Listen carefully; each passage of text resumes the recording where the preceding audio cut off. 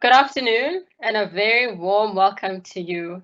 Thank you for joining us today. This is the webinar for the UCT Association of Black Alumni, and we are joined today with our guest who will be presenting to us about 3 generations of Black tax. That is Addae, co-founder and CEO of Cheq. Thank you so much for joining us today and a very, very warm welcome and hopefully a relatively warm afternoon for you as well. My name is Guguletu Maisela and I'm representing the UCTABA executive this afternoon. We really hope that you enjoy this talk with us in the context and in the midst of the current financial, social, and economic crisis that we are facing globally in different parts of the world. As you're all aware, we've had numerous challenges as a country in particular in coping with the COVID-19 pandemic, but we're not alone in this. However, in a South African context, there are obviously very unique characteristics in this particular country where socio-economic issues are really a pandemic unto themselves and systemic within our society. And so today, what we would like to explore is this notion of Black tax. What does it really mean? And in particular, within this time of crisis, what are the implications and what it is that those who are impacted by this term, by this notion of Black tax, what it is that they can do during this time. So I'd like to introduce our speaker, who is Addae, as I've mentioned, the co-founder and CEO of Cheq. He is a graduate of UCT himself and has started Cheq, which is an innovative financial advisory firm that works with professionals, business owners, and entrepreneurs alike. Before founding Cheq, he was a senior executive at Old Mutual and a member of the executive committee of the emerging markets business, where he was looking after a balance sheet of over 250 billion rands. He has since then gone on within Old Mutual to build a team of over 40 top professionals to establish the Asset Liability Management Division, a treasury team for emerging markets, and he's also led the establishment of Old Mutual's first tier 2 bond insurance and bank debt program since 2005. He holds a master's degree in financial mathematics, obviously a very smart guy, and also he is a CFA charter holder. Abu is a proud alumnus of the University of Cape Town and our guest and speaker this afternoon.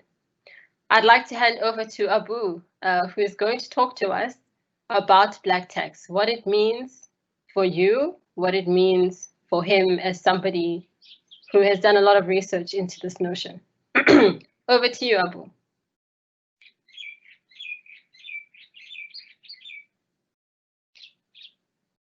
And I think what you could have also mentioned in the intro is that we were in first year together many years ago. We're not going to say exactly how many because I think we don't want to give away our ages, but it's been a while.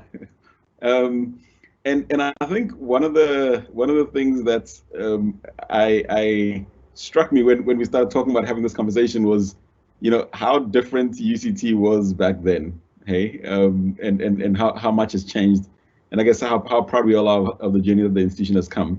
I wanted to maybe give a little bit of context to this conversation and why we call it 3 generations of Black tax.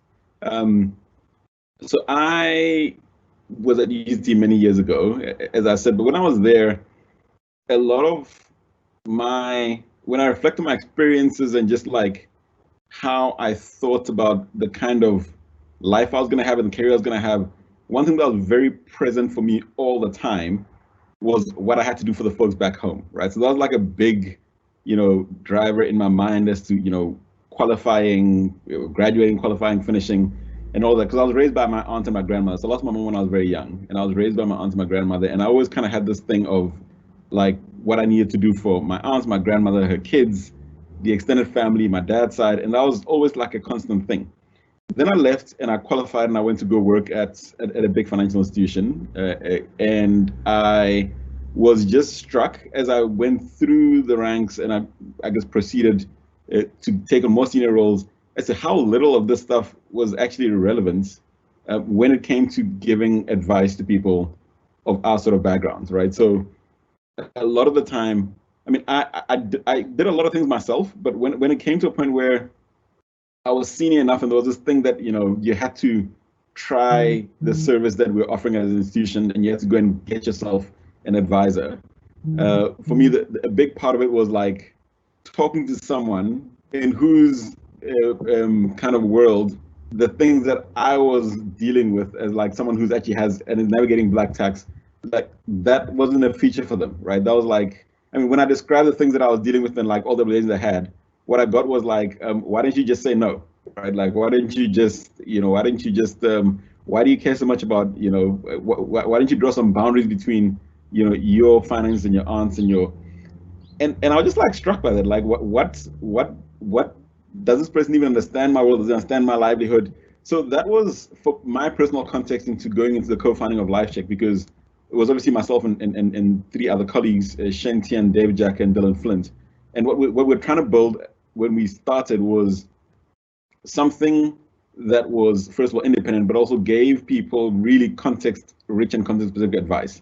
So that's how this journey for me starts. And I mention it because the work that I'm going to talk about right now has context in what we do and what we've been doing at LifeCheq for the last 5 years. This conversation around black tax and the conversation I had with Ugugu when she suggested that we have a conversation around personal finances started about 3 years ago. So when we did this work, there was a lot that we wanted to get into about how to actually advise people whose contexts are not just about the nuclear family, right? So they have a lot more going on and a lot of ideas and ambitions that center around intergenerational wealth, both in terms of what comes before them and parents, but also what they're trying to do for their kids, which I think is equally important. So how does this like dynamic of intergenerational wealth actually feature into how people think about things? So that's where we started. And what was really shocking was that in as much as there are so many things that have been studied when it comes to personal finance and economics, there wasn't any like actual work that had been done on how much black tax do people pay, for example. How does it affect them? How does it affect us? How does it affect the different goals, ambitions, drives that we have? How does it actually shape the options that we have in life?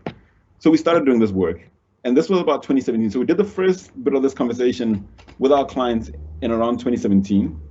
Now, LifeCheq has come a very long way since then, but this has been a constant conversation that we have yearly as we track the progress that people of this generation, our generation, so think of it as people born post kind of late 1970s and onwards, have been making as the middle generation in these three generations that I'm about to talk about. So that's where this body of work comes from. Now, the reason why I think it's particularly relevant right now is that it has, the picture has shifted a lot. So 3 years ago, there was a trajectory that we could map out as to where we are with this transition around black tax and where we are in these three generations. So we were on this path, and then COVID-19 hit. And what that's done, and just the early signs that we're reading, is that it's fundamentally changing the trajectory that we're on. So what I've actually done, is just to set the scene for the conversation we're about to have now, is I've asked the moderators to post a poll in I think it was either in the chat or somewhere on this platform, but look out for the poll. And I've asked two questions in that poll, right? So the first question is, in this audience, how many people have you paid or received black tax? So paid or received, and there are four options.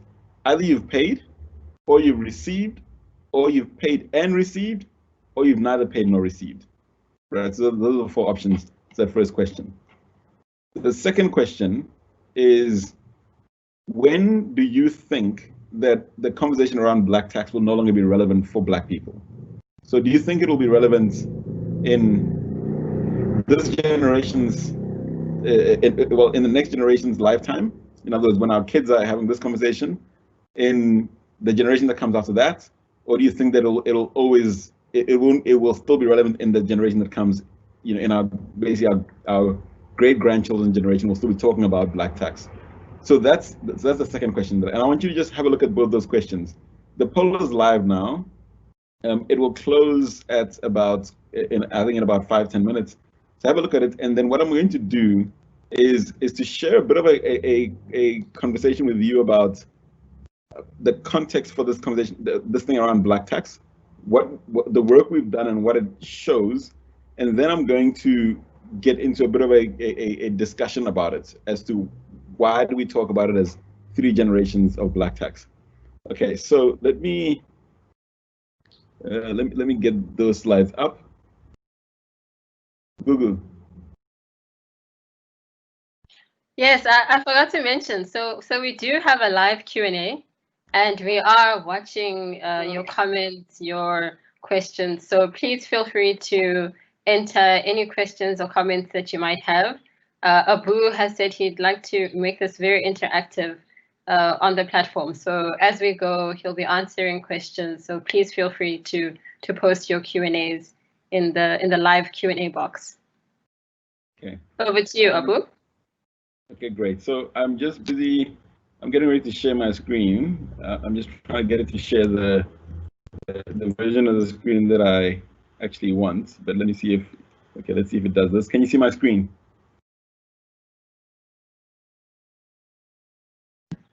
Yes, we can. Okay, perfect. All right. So this is, so in this presentation, I'm going to share a bit of information about that we've gathered from the work that we've been doing at LifeCheq. And for those who don't know, who haven't met me before, haven't seen a LifeCheq conversation before, I want to just share a little bit about what we do, right? So LifeCheq, as we mentioned, we're an independent financial consultancy. We help you navigate your most important life, career, and financial goals, right? That's what we do. And the work that we do and the way we do it involves a lot of engagement with our clients one-on-one, right? So what that allows us to do is we get really deep insights into how people's lives and their context, their circumstances, their goals, their priorities are shaped, and what that means for things like black tax.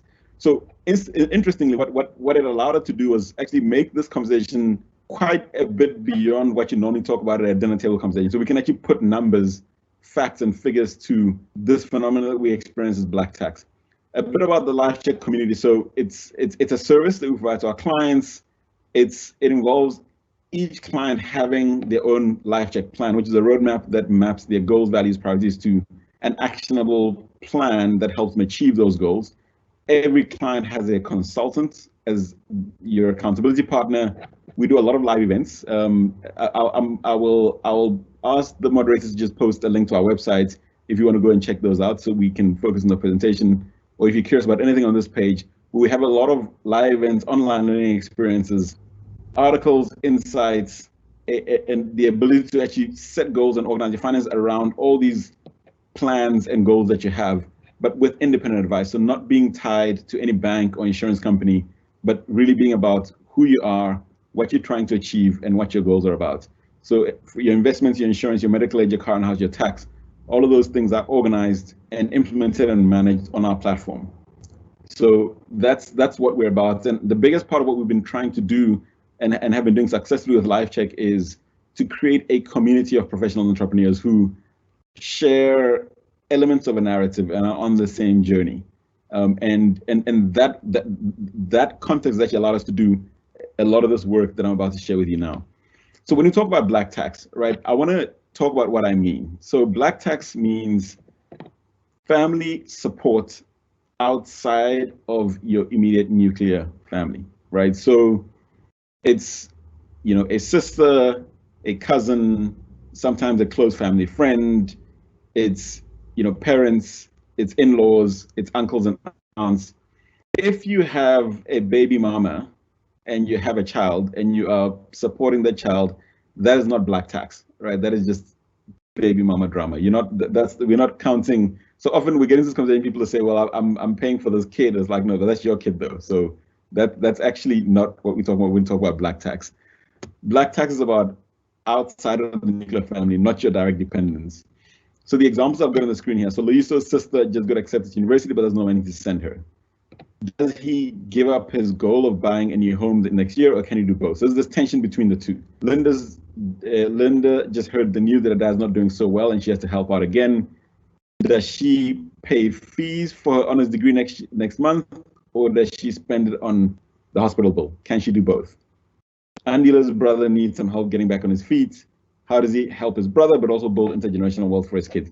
So this is kind of like this tension that black tax represents. And the term, when you think about it, black tax, is actually quite, it captures a lot, right? So a tax is a responsibility and a grudge, right? Nobody wants to really be paying a tax. When we've had speakers at our Life Check events before, especially speakers of an older generation, one of the things that comes up a lot is that our generation refers to it as black tax, whereas they saw it as a responsibility and as just, part of the culture and part of what you had to do. So it's a very interesting generational language thing that also happens with black tax around the way that we think about it. But in a sense, the reason why I think the term is apt is that just like with the tax, it's almost like the people that pay black tax are a little bit of like they're almost doing like a bit of a pseudo state, if you like, in that they're almost providing some of the social security that a government would normally be providing, but in the context of a family.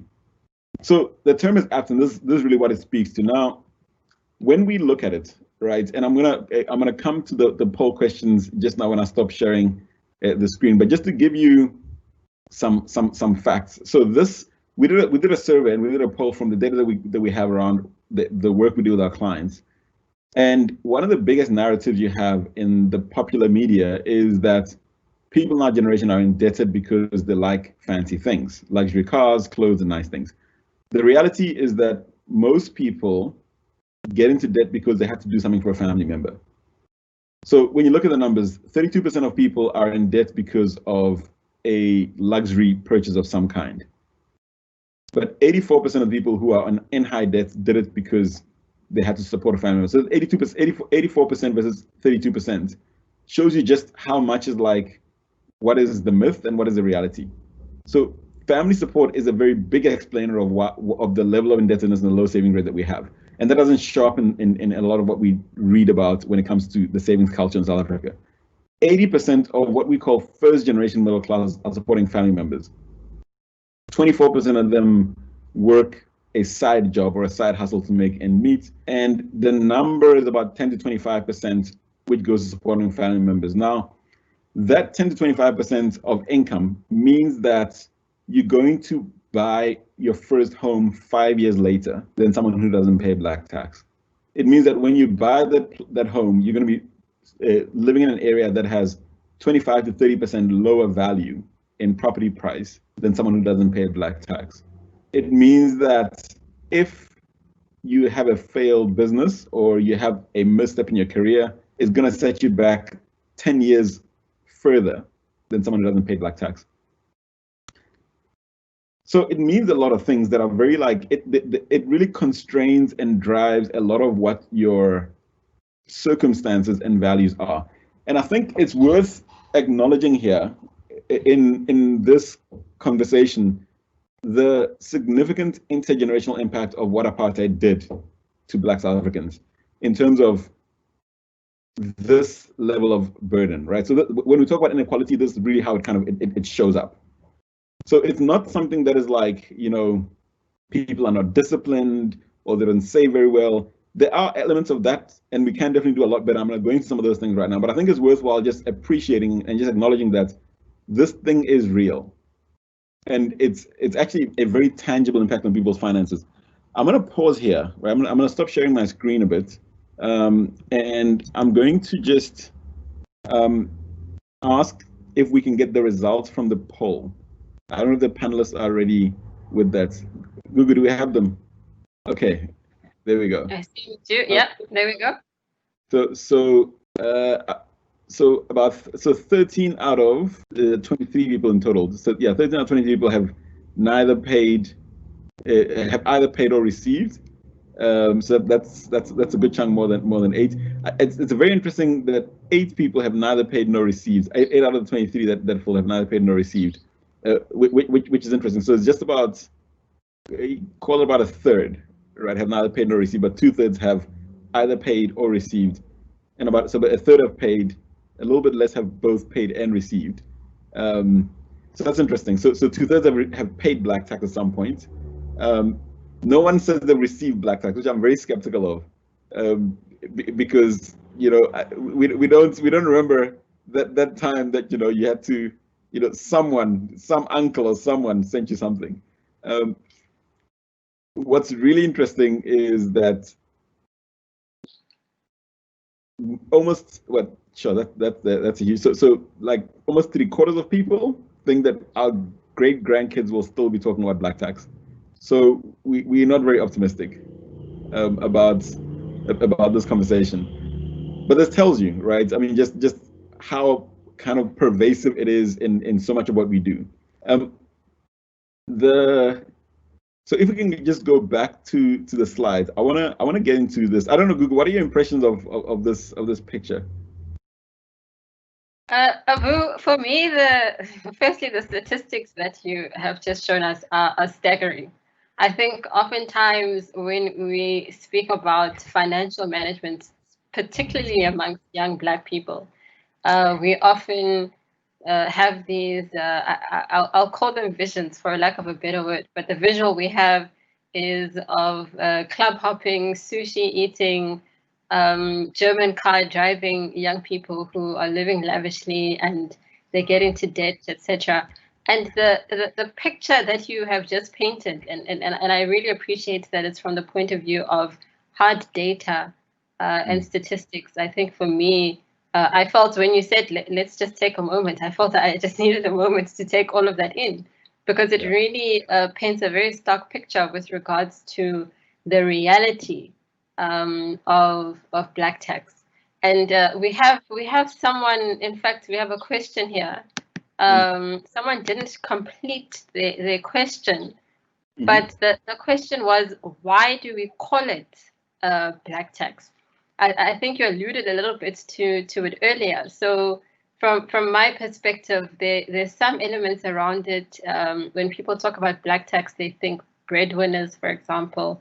Sometimes when people think black tax, they think Ubuntu, for instance.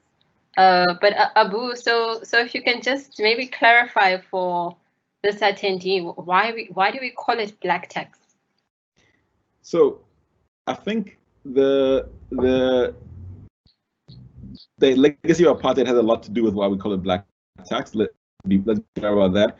Other cultures do experience this thing that we're talking about, which is, I mean, some people sometimes refer to what's called the sandwich generation, which is that basically people that are supporting their parents but also supporting their kids at the same time.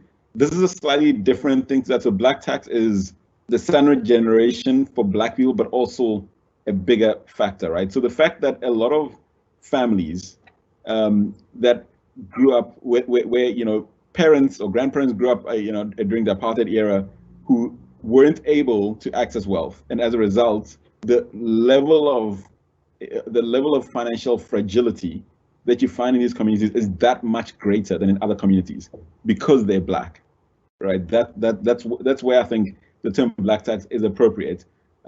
And look, the fact that it's a tax is that it is literally, you pay SARS about 30 to 40% of your income, and then you pay the black tax on top of that, on your take-home pay. So in that sense, it is a deduction to your income in a very real sense. So I think the term is apt, but it's also worth recognizing though that there are other cultures that have a form of this, and they think about it quite differently, right? So Indian communities have a lot of intergenerational family transfers, right? And outside the nuclear family transfers. Afrikaans families, in fact, also have quite a bit of this as well. In the West is much less of a thing because of the cultural setup of Western families, where it's very much nuclear family orientated, whereas African families tend to be a lot more extended family and sort of, broader community orientated. So there's a kind of a cultural, historical, economic sort of trifecta that's happening that gives it the term black tax. Yeah. Yes, Gugu. And so, Abu, building on that, the question that followed from one of the members of the audience was, so is it a bad thing? Is it to be seen as a bad thing? Referring again to my comment earlier about Ubuntu, for example, is it a bad thing? Look, so I guess that's the conversation we're having, right? The way I would like us to think about black tax is that it's not a good or a bad thing. It's a reality, right? It's a reality. We can call it whatever we want, but the reality is that we are not yet Uhuru, right? That's the message that I guess I want to talk about it. And COVID-19 has made it a lot harder for us to get there. And you'll see why. So when I show you the picture of the 3 generations, I think you'll get why I think it's I don't want us to think of it as a good or a bad thing, as a reality. And it's not even just a reality from the point of view of whether you're paying black tax or not. It's more a reality of it's something that really shapes the fabric of how people engage with their money, with their careers, with the economy. Without understanding the dynamics that I'm talking about here, it's actually quite hard to understand why an employee or a colleague makes the decisions that they do around their career or their finances that they end up doing, or to understand why we make those decisions around our finance or career that we end up making. And I think that, for me, understanding that reality empowers us, and that's really where I want to take us. Okay, let's carry on. Feel free to interrupt me again if there are more questions as they come up. So this is the picture right now. This, I guess, cross-sectional picture gives you a sense of where things are right now, right? And I think there's a layer that's also lost in the numbers, which I started to touch on earlier as to what it actually does for a person. So when, what does it mean for when you can buy a house compared to someone who doesn't pay black tax? What does it mean for the kind of house you can buy, the risks you can take with your career, all those sort of things. So the best way for me to explain that is through the eyes of actual case studies, right? So Kagiso and Loyiso are 2 people whose stories we're going to follow. Now, the stories are based very much on people in our client base whose financial lives we've tracked and followed. But obviously, different names and the facts are a little bit, as they say in the movies, based on a true story, the facts have been changed to protect the innocent. Now, Loyiso and Kagiso, think of them as 2 kids that were in UCT together, right? Same class. They equally hardworking. They used to study together. They're good friends. Their backgrounds are slightly different, right? So Kagiso was in a position where his parents were able to pay for his varsity education, right? So he didn't have to think about, fees, getting excluded, where the next tranche of fees are going to come from, money for books. He didn't have to think about any of that. That was paid for. There was a spare car at home where he got to, when he was starting work, there was a car that he could use to get to work, and didn't have to think about, can I afford a car? Do I take public transport? Any of that. He was on his parents' medical aid for 3 more years after he started working. So, he was on it as a dependent during varsity, and then when he started working, he didn't have to take that hit to his paycheck immediately. He could defer that for 3 more years. He stayed at his dad's property at subsidized rent when he left varsity. So obviously, they have the whole conversation. Kagiso wants to be a responsible man. He wants to pay for his own way and all of those sort of things. And he negotiates with his dad. And joke, he gets a 2 rand, it's a 2,000 rand a month discount below market rates. Because if it was someone else, the truth is they'll be paying more. So that's kind of like a little bit of a leg up that he gets. When he wants to buy his first property, his mom is able to help him out with the deposits, right? So he goes to the bank. He's earning too little, doesn't have good enough credit just yet because he's just started, but he's got a surety from the bank of mom, and therefore he's able to get into the property market a little bit earlier. That's Kagiso's story. Now, Loyiso's slightly different. So he paid for his studies, half with a NSFAS loan and half with a bank loan. He had to buy his own car when he first started working, and he had to rent out a place at market-related terms. he had to put his parents and his sister on his medical aid because he was the first to ever have medical aid in the family. And when he started, one of the jobs that his first few paychecks had to go to doing was that his sister needed to finish her studies because there was only enough money to, support one person who was studying. And when he was done, it was her turn. So she then, had to kind of go to the studies, and he helped pay for that. And he took out a loan to do that as well. So this Kagiso and this Loyiso, and they're two good friends. They finished together. Now, if we trace their stories, right, and we look at how this plays out over the course of a generation, something interesting emerges, right? So at 25, so they finish at 23, at 22, they start working, they're doing reasonable. At 25, Kagiso's bought his own place. Remember, Bank of Mom, and also he already has a car. Loyiso is now buying his first car. He's been using public transport for the first 3 years because he couldn't afford a car. Now he's gotten some raises and he's able to afford one, so he buys his first car.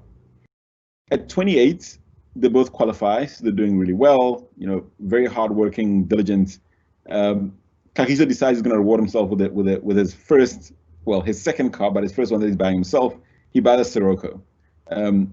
This slide was done in 2007. Siroccos were all the rage back then, so hence the reference. We should probably change it to something more on trend. Then at 28, Loyiso is still finishing off the student loan, right? So, he's obviously got the car, he's got a sister, he's got all the responsibilities, and he's still finishing off the student loan. At 30, Kagiso saved enough to start a business. And what's more is that he's actually in a position where he can take that risk because, he doesn't have a lot of responsibilities. And he is also, he can take some risk. He comes from a background where his dad has got some connections and he's able to kind of leverage those. So Kagiso's got stayed enough to start a business.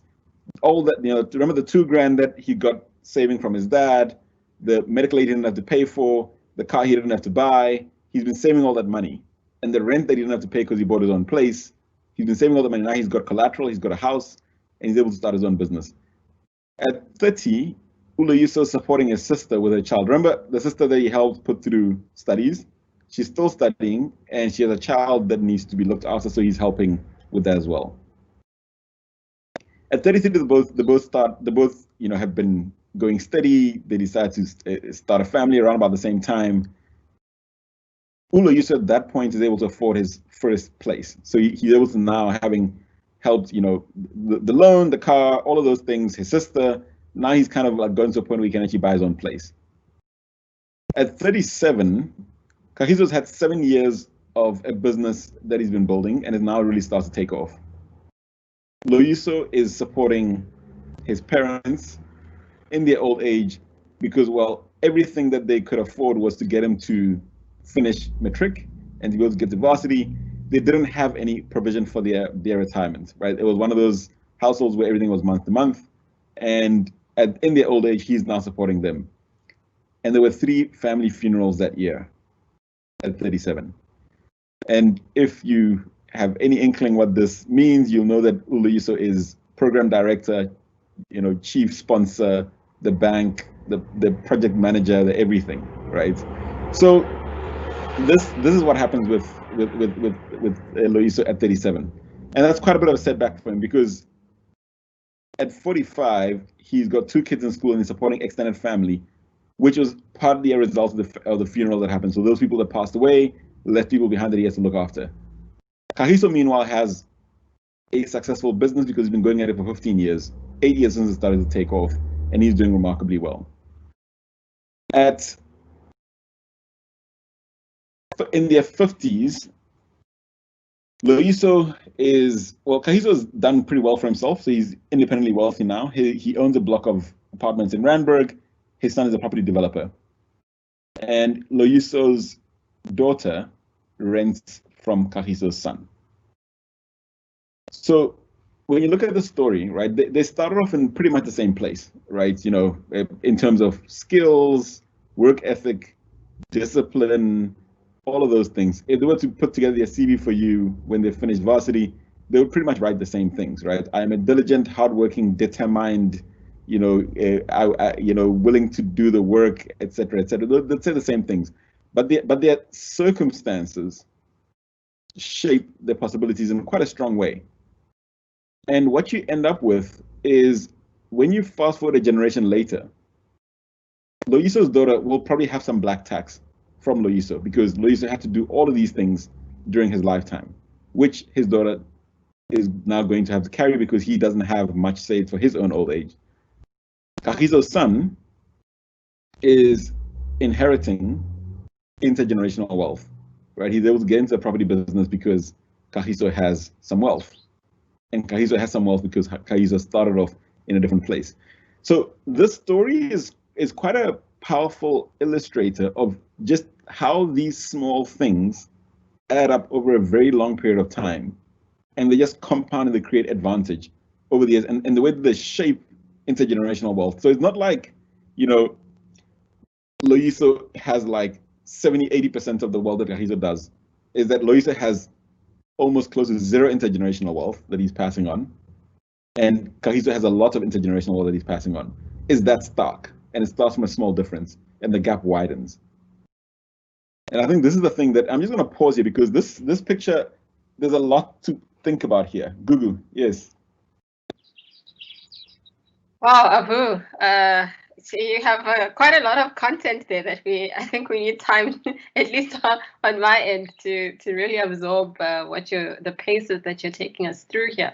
And I think there's a very important remark or question that comes through from one of the attendees, and he or she says, can black tax be something other than just paying to help family? Can it also be that I just have to spend so much more living further away from work, recreational areas, good schools?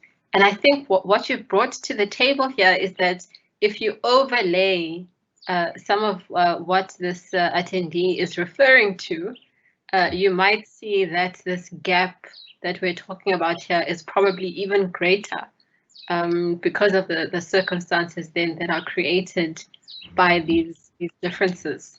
So at least for me, I don't know about everyone else who's attending and watching here, I really have to pause to take all of this in. Yeah, I do think we should pause here because this picture has quite a lot in it from personally for me, because a bit of my background personally was a bit of the Loyiso context, in that there was a lot that I took on early on when I left and started work. So for me, it personally resonates a lot. The other thing here is that, just to the audience members' question, there are many layers of black tax, right? So black tax is also the fact that Loyiso couldn't start a business, whereas Kagiso could, right? In that, even though Loyiso, the not starting a business isn't money that he was paying, but it was like a risk that he couldn't take. Because if he took that risk and it didn't work out, there's so many people that are looking to him, right? That he couldn't, afford to put their livelihoods at risk as well, right? So there's that difference. The conversations that you don't have, right, at a dinner table, because a lot of the I guess financial savvy, business savvy, the social capital, all those things that contribute to you being successful later on, you don't have. So it's the thing that you don't get an opportunity to have, and it's the thing that you mentioned, right? Like you have to live further away from work, which then means that you'll come late for one or two key meetings, and people will then say, you see this one, they're not punctual, right? And all those things become part of it. All those things become a part of the way in which black tax build up. And there's a lot going. I mean, the other aspect of it is that the amount of personal stress and distraction that Loyiso is dealing with through this journey at each stage, and how that shapes the way he approaches so many different things, right, in his life, is staggering, right? And if you just compare that to what Kagiso's life looks like, I'm not saying that Kagiso has an easy life necessarily, but it's different, right? And that difference compounds, and it's stark what actually happens in the end. Yeah. So when we started this work, I think for me, in the building of Cheq, as a business that is helping people navigate these things, this for me is the slide that it kind of really came down to, in that the financial system that I worked in and grew up in and spent a lot of time in doesn't really understand this picture, right? So what they see in Loyiso is low savings rate. He doesn't really like, he's not disciplined with his spending. Money's going out left, right, and center. Bad credit. All those things. And there's this context that is not understood as to what's the why behind Loyiso's life, right? And I think a lot of what we did in building what we had to do, or I guess the challenge we had to solve was, how do you actually factor in all this context into someone's story? So I'm gonna now, at this point, I don't know if Google, there's anything else you want to add, or if there are any questions that have come up. But I want to take us now into these three generations. But maybe let me pause here if there are other questions. So we seemingly have quite a lot of questions. And some of this goes back to what you were saying a little bit earlier around Black tax being neither good nor bad. There's a question here, and I'll just state the two questions, and I think you can address them both simultaneously. So the one question says, or rather asks, Kagiso is given a lift to build capital upon capital, but Loyiso is living in a socialistic way of empowering his family. So neither forms should be taken as a bad thing. The question is, what were their goals for retirement age, and what do they want to leave for their families? And I think building on that, there's a remark or a question then from NJ, who states, or rather asks, shouldn't we embrace Black tax, given the potential multiplier effect of one educated person in the family? Yeah. What are your thoughts on that, Abu? So part of our I guess approach to this, and the way that we think about, I really like those questions. About they're really good, I think insightful, penetrating questions about what's actually going on here. So the first one is talking about the different values and goals, and I think that's exactly spot on, right? So what did Loyiso want to do? And maybe Loyiso is actually quite happy with the story in the way that it pans out. The question or the challenge that we try to explore with this conversation is, what does it mean for Loyiso's children and the generation down the line? What are their possibilities? At what point do they have a wider set of options and choices to be able to take those risks? So the Loyiso in this case wanted to actually pass on intergenerational wealth, right? And wanted to actually have the option to actually do some of the things that would allow him to more freely express his creativity in his career, right? He didn't want to have to be stuck in a job because he had to be in it, as in he had no choice. Because if he was to move from that place or to take a pay cut or to do anything different, the impact on other people will be significant. So there's a constraining of freedom that Loyiso didn't have, and the constraining of freedom for Loyiso's children that they didn't have. And the question we try to address is, you can have whatever your goals are. One of the goals that are always central is being free to make a wider range of choices. And what's happening here is that his choices are constrained, and that constraint is passed on to the next generation.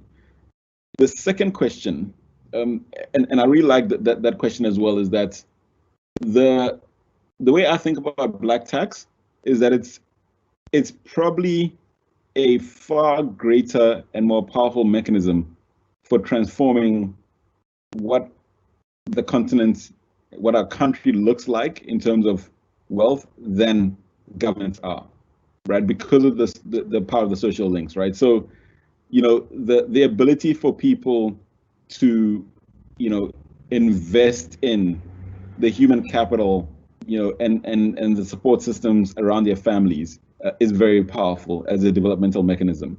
And I think there are many cultures around the world, especially like if you take, let's say, a Jewish or Indian immigrant cultures in the US that did that exceptionally well with great effect. And, the story of success of Jewish people in the US was something along the lines of this, right? As in they invested in, the early Jewish generations paid a lot of, tax, if you like, in getting there, and it pays off, right? That's why you have, generations of wealth, in those communities. And I think that embracing it has that potential as well. Yeah. Very good questions. Okay, so what I'll cover next. Gugu, do you want to add one more? I think there's a lot. In fact, you've just touched on government, and perhaps it's a good time to bring in this question. And the question is, could there be a link to the levels of corruption and black tax? Sure. What are your thoughts on that? That is a multi-layered question. Look, so I think the first thing I'll probably say about corruption is that it's actually, look, it has a very like damaging effect on our society on so many different levels, right? Because it damages the idea of like what it takes to actually progress. So people stop believing that, that you can actually be in charge of your own ability to progress, and that you have to get lucky, you have to get a tender, you have to kind of know somebody. And I think that's damaging to kind of just people's ability to express, degrees of excellence that can actually move them forward through their own, abilities. But the other thing that I think it does is also it distracts us a lot, right, from the things that we can do within our abilities. Because you're just upset all the time as to like, what's going on in the country, and it saps a lot of energy and a lot of attention from the things that are constructed that we can do. So yeah, I don't think it helps us in any way. And I think that the other side of it is that, are people doing corrupt things because they have black tax? That question has come up as well, and I don't know. I'm a little bit skeptical in that. Like, I don't feel like you need like R1 billion of government money to pay your black tax. I kind of feel like once you get into the tens of millions, you're kind of going beyond the needs of your circumstances into like something else. But there is no doubt that it may contribute. Who knows? Yeah, interesting question that.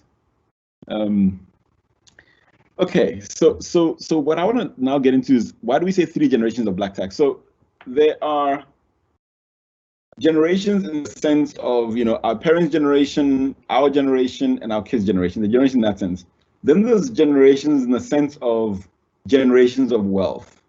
Right now, biological generations progress with time, right? So inevitably, if you have kids, they are the next generation. Financial generations don't progress that way, right? So generation 1 is described by what is your reality, right? So generation 1 we describe as people they are the first to have access to a middle class lifestyle. So they're the first people in a line of people or in a family that can have access to be able to buy a home in the suburbs.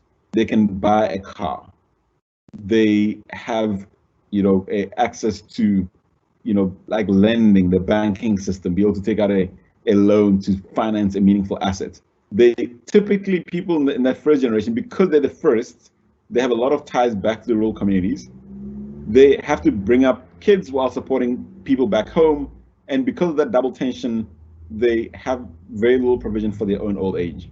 That's the first generation in our 3 generations of wealth. So now, if you grew up in one of these first generation households, you will know that it doesn't matter how small a thing that you broke. If you broke a plate, or you were playing, the tennis or cricket or whatever with your makeshift ball in the back of the yard, and you threw it the wrong way and it hit a window, you got a real beating. Not because the thing, yes, you broke something, and kids break things, but because the money wasn't there to fix that thing in the first place, right? So everything is month to month. There's a lot of tension, a lot of pressure in those households because the margins are so thin. That's generation 1. Generation 2 are the successful children of generation 1 households. Now, what happens in generation 2 is that effectively you have graduates. So generation 1 succeed, their kids become graduates, professionals, accountants, IT professionals, journalists, and they're exposed to the possibilities of an upper middle income lifestyle and what real wealth is like. So they go to your Model C schools, they go to school with Abba Jane. Jane, it gets dropped off while you still, taking public transport to school. Jane is talking about, her trip to Disneyland over the holidays. You have seen Disneyland on TV. If you ever have the, courage to talk to your parents about going anywhere, you're going to talk to them about going to Sun City, not Disneyland. So you have this concept of like what an upper middle income lifestyle is like: overseas holidays, nice cars. You've been to Jane's home for a sleepover. The concept of their home is very different to yours. There's a living room, a lounge, a study. You just have couches and a TV at home. So you're aware of all these disparities. So your context and the context you're exposed to, you kind of this crossover generation where you don't yet have wealth, you're aware of it, but you're trying to get it. So now what happens with generation 2 people is that when they first finish and they start earning an income, a lot of it goes to catching up. So a lot of overseas travel. You go to buy the car that you've always wanted. You go to buy the house that you've always wanted. At the same time, you're supporting your generation 1 parents who didn't have a lot, and you think of trying to create wealth for your kids. So generation 2 is like a very high-pressured generation of people. Then you've got generation 3. Now, generation 3 are successful children of generation 2 parents. Generation 3, for them, black tax is theoretical, right? They don't have to experience it. They know that. They remember there was an uncle or aunt that used to come to the house and would looked a little bit poor, and they had poor cousins, and there was a vibe, but you never had to deal with any of that. Like no one ever asked you for money. You never grew up with the expectation that you need to support someone else other than yourself. There's this idea of a safety net, right? And high expectations. So when you are growing up in a generation 2 household as a generation 3 child, it was expected that you're going to graduate, right? Because your uncle's a graduate, your dad is a graduate, your mom is a graduate, your cousins are graduates. There's expect that you're going to do this. So those high expectations are part of the privilege that you get when you're a generation 3 child. You know that if you don't succeed in what you're currently doing or you change your mind, there's always the kind of like, go visit your uncle in the US, for a year, take some time out, take a gap year, visit your aunt in the south of France, find yourself, you want to study anthropology, that's fine. Greek mythology, that's perfectly fine. Do what your passion commands. Those are generation 3 conversations, right? In generation 1, you don't talk about mythology or anthropology because they're going to ask you, is it going to make money, right? Are you going to be, why don't you be a doctor or a lawyer or something that's going to bring money home? Those are generation 2 conversations. So just the expectations, the freedom, the choices that you have in generation 3 are very different.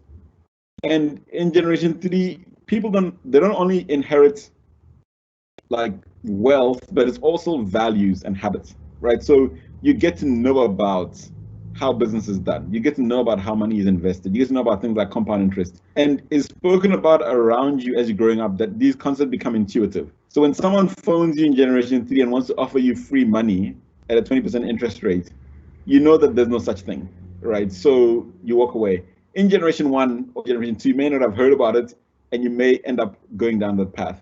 So there's that kind of like awareness of things and kind of a bit of a social capital that you get from being in generation 3. Now, when you put these 3 together, right, and you look at the generations that I've got, you end up with this picture, right? So this is before we talk about COVID. This is what the picture looks like. So the generation that were kind of like the generation that came before, so 1946 to 79, the baby boomers, generation X, the struggle generation, the kind of the deep years of the struggle, they were less than 500,000, and these are stylized facts, so it's quite difficult to get this data set together, so we kind of combined a bunch of things to get this picture together, but effectively about 500,000, what you would call could afford a middle class lifestyle, right? So that there could be a car, and obviously middle class was very different back then because there were certain areas you couldn't live and all those sort of things. But about 500,000 of them, now 98% of them were generation 1. In other words, they were the first to actually be able to afford that. So they were your teachers, your nurses, your civil servants in the areas, some were lucky and able to go overseas and study. Some had, businesses in the family, and about 2% of them were generation 2, right? In other words, those are the people who are descended from like old families that actually had like, a decent amount of wealth somehow. None of them were generation 3. Then you get to the next generation after that, so the next biological generation, the Gen X, the millennials, the Gen Y, the born free, so 1975 to 2000, and there's a bit of overlap between these generations, of course.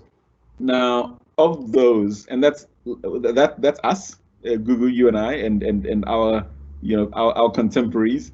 We wouldn't say which year exactly we fall in, but we know we're squarely somewhere in there. The 3.2 million middle class households right, or middle class people in that generation, and 84% of them are first generation, right? So in other words, they're the first to actually be able to enjoy a middle income lifestyle. 16% of them, right? So a much smaller fraction, and those are generation 2, and those are the successful kids of these generation 1 people, right, who are then generation 2. So the people whose kind of parents were some of the first to sort of get educated or get a degree or get, maybe study overseas or whatever, that 16% of them were generation 2, and a very small fraction are generation 3. What we were forecasting before COVID, and this is where it gets interesting, is 7 million middle-income households from this generation. 52% of them are generation 1. Almost 40% of them are generation 2. So you start to get real intergenerational wealth starting to form here. And a very small number, roughly about 8% or so, are generation 7, 8% of them are generation 3, right? So generation 3 would be the people that would not be, for whom the black tax conversation would not be relevant. Generation 2 would still be experiencing some of it. Generation 1 would be experiencing it heavily, right? So now, when you look at this picture, this gives you kind of a this is the picture that I call the not yet Uhuru picture, right? And this is where we are, right? This is where we're kind of going. So when we talk about being able to have the vast majority of wealth being in the hands of the vast majority of the population, this is kind of where it's at, right? And the things that shape this picture have to do with some of the things that we were talking about just now, right? Circumstances, life choices, and so on. What the challenge and the reason why we wanted to have this as a series of conversations, that for me the central challenge I think we should be talking about as a Black alumni is, how do we move this picture forward quicker?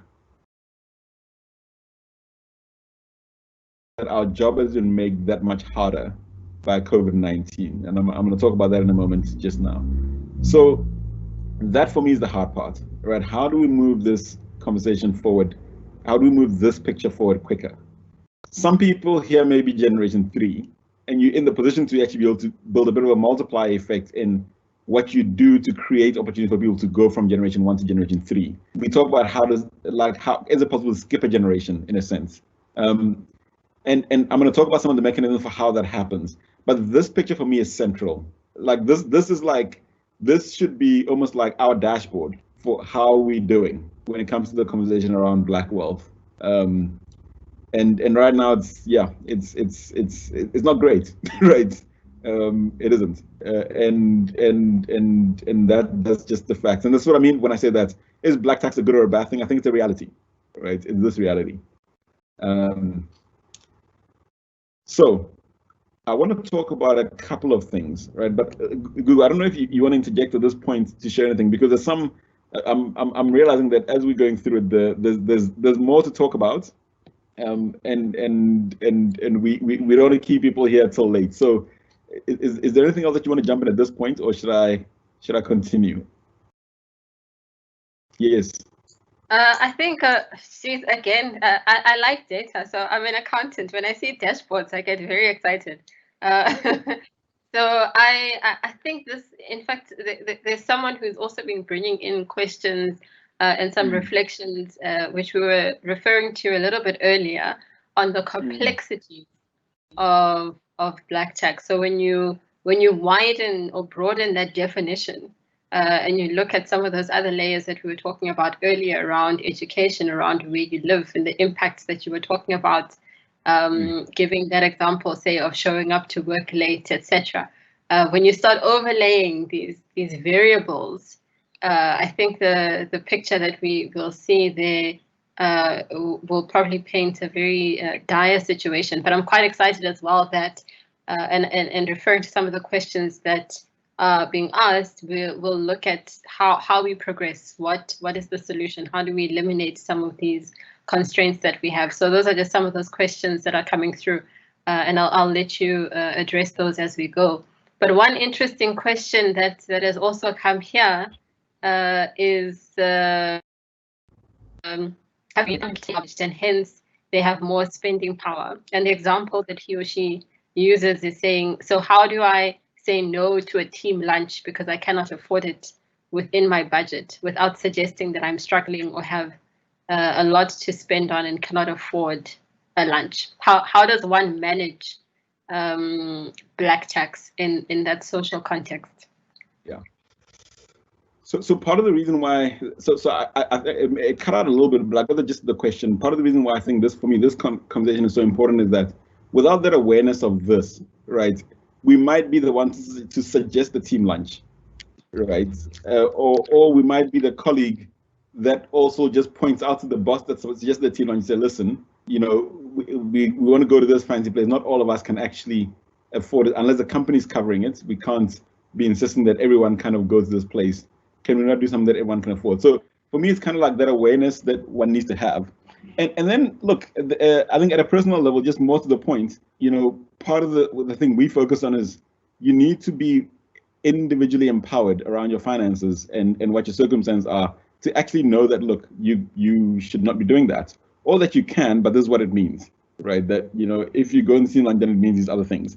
So I think there's like an individual responsibility, but I think that there is a kind of a broader one that we all have as people to actually say, look, if we're aware of this, let's keep it top of mind so that we don't put people in those positions. And look, it's not just a team lunch; is the kind of like the, you know, the friend, the kind of the girls trip, or the, you know, the guys, you know, road trip, or whatever it is, where it's like people's finances are different, right? And you know, one needs to keep that in mind. Yeah. Awesome. So I want to. So we have a follow. There's another question, a very interesting question here as well, from Jonathan, who says, "Does lobola also count as black tax?" He says in his culture there are people who are asking for around $10,000 as lobola, and this is not at all for the wedding as such. It's symbolic, they say. Do you think we as young people should refuse to pay this or push for this to come to an end? I don't see it as a rejection of our culture, but more as an update of our culture. And he makes me reflect on something that I read on social media in light of the COVID crisis and the limit that has been placed, for example, on the number of people who attend funerals. And someone made a remark that, in fact, perhaps we should continue with those limits to prevent having to incur a lot of expenses on things such as funerals, which are very much integral to the culture of how we lay our loved ones to rest. So going back to Jonathan's question and maybe some elements around culture, I think this is what he's asking, and the extremities perhaps, are these regarded as black tax as well, Abu? It's a really good question. So I'm curious what you think, Gugu, around this question as well. I mean, just from the way that we think about it, I'm going to go with no, right? In the sense that it doesn't have to do strictly with, you know, supporting the family, right? Other than kind of cultural things. So it's in the same category for me as like okay, so Ashanti people, my tribe, are known around the world for having extremely lavish funerals. So remember those dancing pallbearers meme from earlier? Like, I mean, people were laughing, but like, it's like actually a real thing, right? Like people pay people to dance at the funeral. That's how much money people spend on funerals. And for me, that's like, those are cultural norms that we have to debate, right? And see whether they actually help us or whether they actually harm us. And I think for me, that falls in the same category, right? Like, I wouldn't, it's not like family support. Those are for me a lot more like, I mean, they have the same dynamics, right? In the sense that they cause the same effects and have the same pressures. But for me, those are different in that it doesn't have to really have to do with the intergenerational wealth. But the part that is relevant to black tax is like, I think there's a lower awareness in our cultures about the impact of those things, right? So what it means to make a young couple spend R500,000 on their wedding, right? What it means for what they can do in life, the choice they're going to have, you know, what's going to mean for their children when they can just start building real wealth. I don't think our people understand those choices, very well, right? Because I think if they did, there would be a much greater interrogation of like, should we actually do this? Because there's a lot of pressure that's brought to bear on young professionals when it comes to these life milestones, right? You know, I mean, there's like not just the wedding, hey, it's like, you know, when there's a baby on the way, you know, there's a lot of things that are just, you know, in times of old we got away with, you know, doing things a lot cheaper, but now the bar just keeps getting higher and higher. Now, when we looked at the cost of like black weddings, they're going up a lot faster than inflation, right? And I don't know how people are like, because our incomes aren't going up faster than inflation, right? But our weddings are going up faster than inflation. So like, what's happening? You know, either we're getting married a lot less, right, or we're going a lot poorer, right? So it's those kind of things that I think are like all related as part of the complex of what makes this dashboard not look great. But I wouldn't call it black tax per se. Yeah. Okay. Should I press on? I believe you can, but I think we have. Let me just see this. There is one more question here, which perhaps I think you might be getting to it, and that's around how do we understand the black tax in the context of precarity and consistent unemployment. And really, my understanding of this is looking to black tax potentially as a solution of sorts, because the remark that's being made here is that black professionals are currently getting retrenched at all levels of the salary bracket. And so savings might run out even for the more established kagisos in society. So how do we understand black tax within the context of unemployment in particular and the current circumstances we find ourselves in? Yeah. So definitely getting to that. I don't actually want to ask. So I'll just make a mental note of that question when I get to that part of the conversation. But Google, your thoughts around this thing of is lobola black tax? I think culturally, the symbolism behind lobola, there's a lot of nuances behind lobola and why it is in place to begin with, and historically how it has been conducted, specifically with the regards to the exchange of gifts, with regards to the giving of a dowry in the form of cows. So if we look at why culturally such practices are in place like lobola, the importance of it is within building community, building family, etc. So I wouldn't call it black tax per se, but the reality is that it has an impact. You made a remark a little bit earlier about, for example, if you're spending 500,000 rands on a wedding, which could potentially be, say, a down payment for a home, you might find that at a later stage you'll have some of those challenges, or as a couple, it is a little bit challenging to start your lives together. You know, I've heard of instances as well where you find a couple will make the decision to save together for lobola because they can use both their sources of income to finance lobola, and allow them to get married. So sometimes it also impedes on people's ability to create families and to build families. But I think within that context, there is a reason why such practices exist. And in fact, I've come to appreciate a lot of our practices a lot more as I've gotten older and understanding why these customs exist.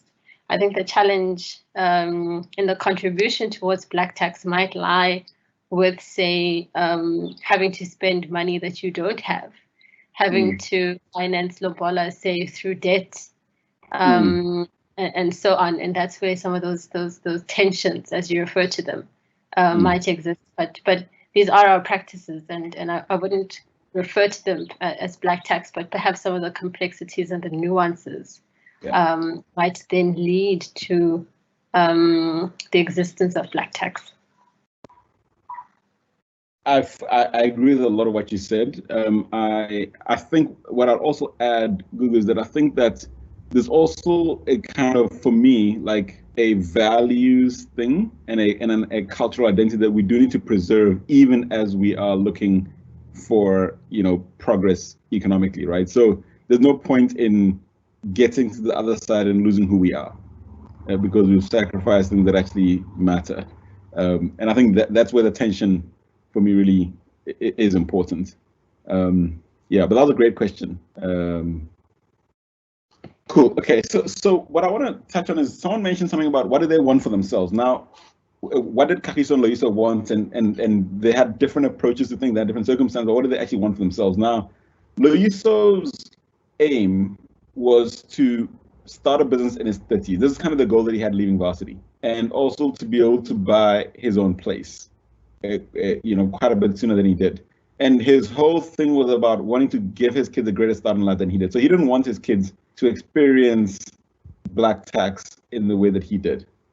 This was kind of his goal, right? So for them to have more freedom in the next generation. Now, practically what this means is that Loyiso is trying to skip a generation, right? So because he's in generation 1 and generation 2 is it still has black tax. For him to not have black tax in the next generation, he needs to skip a generation, right? So his kids need to be generation 3 children. And the question, and if we're talking about the dashboard looking better quicker, is about how do we get more people to skip a generation, right? To go from generation 1 to generation 3 or generation 2 a lot quicker. Because you can go backwards as well, hey? You can go from generation 2 to generation 1, right? That can happen too. You can go from generation 3 right back to generation 1. We've seen it before, where wealth isn't preserved, in a family. So this is the goal that Loyiso has, and this is the challenge. Now, there are 2 broad paths that people choose, right? And the third one that I'll talk about as well. This is the professional career path. Now, this is what the JSE looked like a couple of years ago. So 1.3 million people who are employed. Of those, 15,624 senior management roles. Of those, 5,000 executive management roles, and then 400 C-suite roles. Now, to skip a generation, you need to be in that yellow part of the pyramid at some point in your life, right? So to get the level of intergenerational wealth that gets you, to be able to skip a generation, you need to get to an executive management role, right? At some point in, let's say, call it your 40s or like mid to late career. And then, and if you look at that, right, those numbers, that's not a lot of positions, right? That are, when you consider the number of people that I showed in the dashboard, there's not a lot of positions. So that's the one path that we will follow.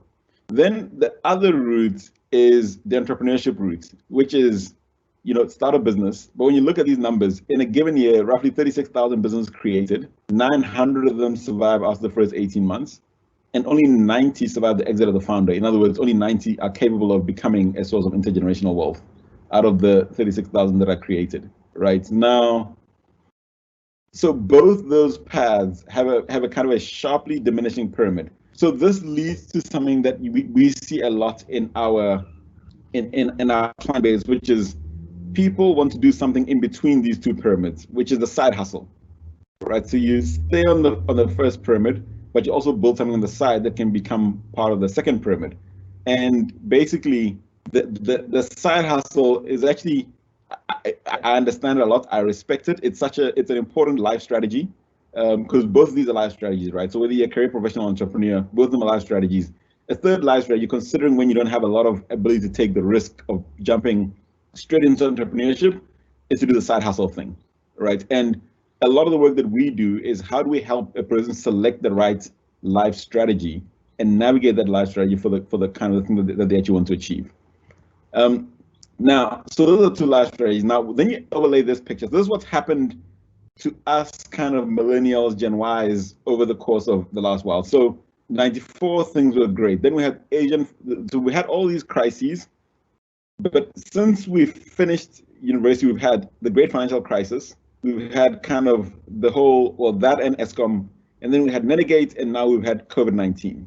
So in a way, we are an extremely unlucky generation because the number of, the scope of crises that we've had in the first half of our careers, and what that has done to our ability to actually execute these life strategies that I spoke about, right? So if I go back to this picture here, it takes a whole slice off of this pyramid when you encounter a crisis, and it takes a whole slice of this pyramid as well, because people lose their jobs, businesses fail, etc. So because we've had all of these things, and the rand dollar is kind of a barometer of like our country's economic health, not a perfect one, but it gives you a sense. And the major shocks have kind of like some of the biggest major shocks have come, in the time that we've been graduates, or since the time that we've been graduated. So we are a generation that's not had the greatest of luck, but has also had the greatest of burdens. And it makes the project that we're busy with in our generation of trying to build intergenerational wealth that much harder. Now, if I come to Loyiso's story, right, and the picture I've got on top, remember Loyiso's story, he wants to start a family, but he wants to also, and for that family, he wants intergenerational wealth, but he also wants to be able to start his own thing at some point. Now, the picture that I have on top is the story that we told before. And you can see that story doesn't have the elements that he wants. Yes, he starts a family, but the intergenerational wealth that he wants for that family isn't there. He doesn't get to start his own thing, right? And he doesn't get to pass on that intergenerational wealth. Now, Loyiso, trying to select a life strategy and trying to be aware of, his responsibility and trying to see, how do I embrace black tax? He has to go about it a bit like this, right? And this is, I guess, the work that we do of designing a life strategy, to help someone actually navigate towards a goal. So at 25, Loyiso, instead of the car that he buys a second-hand car. Now, I start there because it's a very small decision, but it has pretty big consequences, right? So it's an extra $2,000 that he's not spending on the repayments, the insurance, and a whole bunch of other ancillaries around the car. He buys a second-hand car, and he also starts a freelance bookkeeping and accounting practice. So he did accounting, and he starts to do like some not very sexy, boring evening and weekend work for small businesses in his area. He does an honors in management, in business management, that allows him to kind of get a little bit more into kind of the consulting space. He takes an additional loan to finish those studies, and he finishes paying off the student loan from the money that he made from the side hustle and the saving from having a cheaper car, and he starts saving for a business that he wants to start instead of buying property. Right now, that's a trade-off that he has to make, because the business and the property are competing at this stage. At 30, he qualifies, and remember, he qualified in the previous week, he qualified at 28. Now he qualifies at 30 because he's doing all this he's doing the side hustles, he's doing the extra courses, and at this point, he's repaid the loan, but he started the side hustle that he kept doing for about 5 years. He's stayed with some of those clients, he's now doing some higher value work for those clients as a consultant. And he's working with them, and he's building this client base on the side while he's still working. And he helps put his sister and his younger brother through school. And this, for me, is the point around embracing black tax, because we never spoke that much about the younger brother before. He was just that kid in the house who was just kind of another source of black tax. But now, making sure that he's putting this kid through school means that there are other people who can carry the burden of the parents and the extended family as things unfold. Now, at 33, he's had this side hustle going for about 8 years, 3 years as a more kind of fully fledged consulting thing. He's saved up enough, so 12 months of expenses, and he's got a client base because he's been working with them for a while. And now he's in a position to actually quit his business, quit his work, and start the business full time. What he also does is he actually takes out life cover, hospital plans for the family, and he sets up a family emergency fund, and his sister helps to save for the parents' old age. Now, part of the conversation about embracing the reality of black tax and not treating it as a good or a bad thing is that one has to draw lines and boundaries around what you're willing and able to do, but be very explicit and coherent about how you're going to manage it, right? Black tax is part of we make it part of your life check plan, right? Because it's a reality, right? It's it's one of the goals, one of the values that you have or don't have, but you're explicit about where you're drawing the boundary and what you want to do with it. And this is how Loyiso decides to draw that boundary. He's going to focus on emergencies, education, and that's it. He's not going to do anything else. Now, he also knows that he needs to have these things in place because if there are funerals, because people are getting older, they're going to fall to him. Now, 4 years after starting the business full time, it starts to grow, and he starts a family a lot later. Now, there's another dynamic that enters here because Loyiso has this option, whereas if Loyiso was a woman, it would be a lot more complicated. So that's a whole entire conversation that we have in another presentation around family and lifestyle choices and how this impacts life strategies. But this is another reality of life strategy in that, him choosing to start business at this point is a very important life strategy choice. And what it means for the family, all of those things are relevant. He only gets his own place at that point, as opposed to 4 years earlier, because he was focusing all his savings on the business, and he starts saving for his kids' education at that point as well. At 45, he's now had the business running as a full-time thing for 8 years, and he's in a position now to make some property investments. The house is paid off. I mean, he's done reasonably well in the business and paid off the house. He established a family trust for education, healthcare, emergencies. So he's kind of taken that structure that he had set up before and advanced into much more of a trust structure, which allows him to draw a lot firmer boundaries around what he's doing. And he's only really doing like big overseas family holidays at this point. So up until now, Loyiso's holidays have been to, Thailand and other budget destinations. When he's taking his kids to Disneyland at 45, he's as excited about Disneyland Paris as they are because he's actually never been, right? And that's some of the reality of what happens, in a Loyiso situation. In his 50s, he's independently wealthy enough. And the other important thing that Loyiso knows about his plan is that he has to think about having time and not just money, because passing on intergenerational wealth is not just about giving money. It's not just about leaving money. It's actually about being able to pass on values as well. And having time to do that is a really important part of what he has to make time for in his plan. And his daughter then has the choices, right? So this daughter is not renting from Kahiso's son. She has choices to study further, to start her own thing, to decide what she wants to do. And she may decide that she want to do the same things, but the thing here is she has choices. She has freedoms to make those choices. Now, when you look at this picture, it's the same guy, right? We didn't give him more money, we didn't take away any other responsibilities, but it's small things, right? It's small life strategy choices that add up and compound over a period of time. It's the side hustle, it's the second-hand car, it's the moving the property out and saving for the business instead.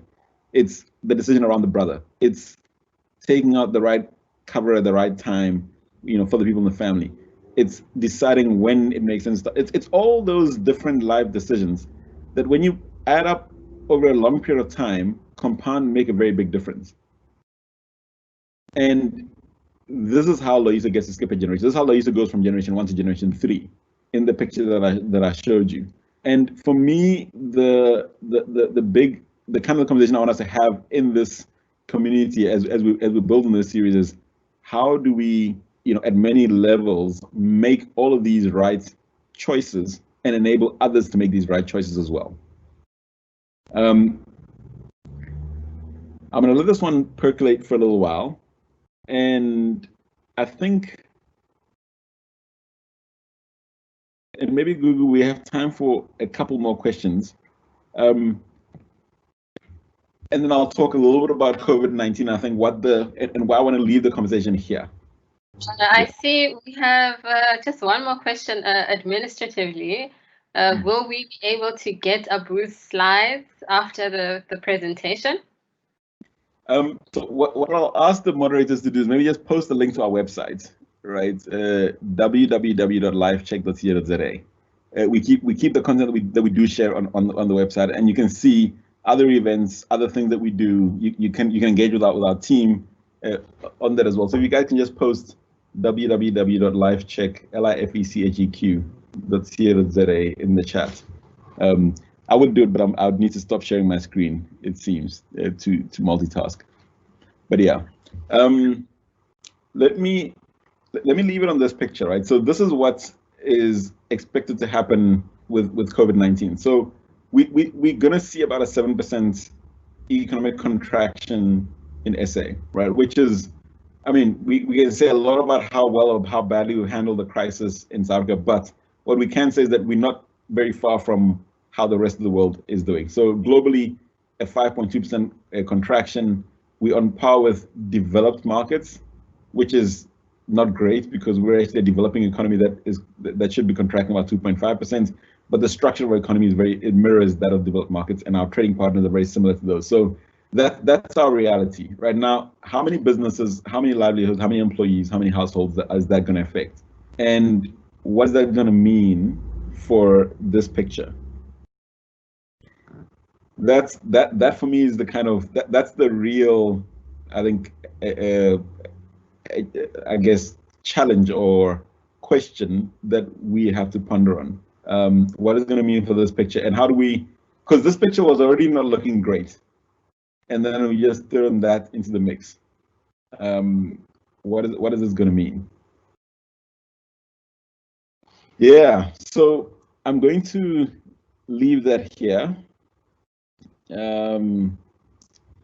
I want to just pause and maybe mention that if we can get enough Loyisos to think about their life strategy in the way that I showed in the second picture, that picture can turn around. The dashboard can look dramatically different in the next generation. And I think it's possible, right? But I think it starts with kind of a very clear, grounded, realistic idea about where we currently are.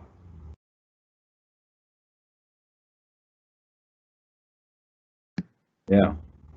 Indeed, and on that note, thank you, Abu. I think for me, at least, my expectations were met. I definitely got a lot more than I had bargained for, particularly insofar as the data and the analysis behind the complexities of black tax. And I think you've also really deconstructed it for us sufficiently and brought it to a very basic level.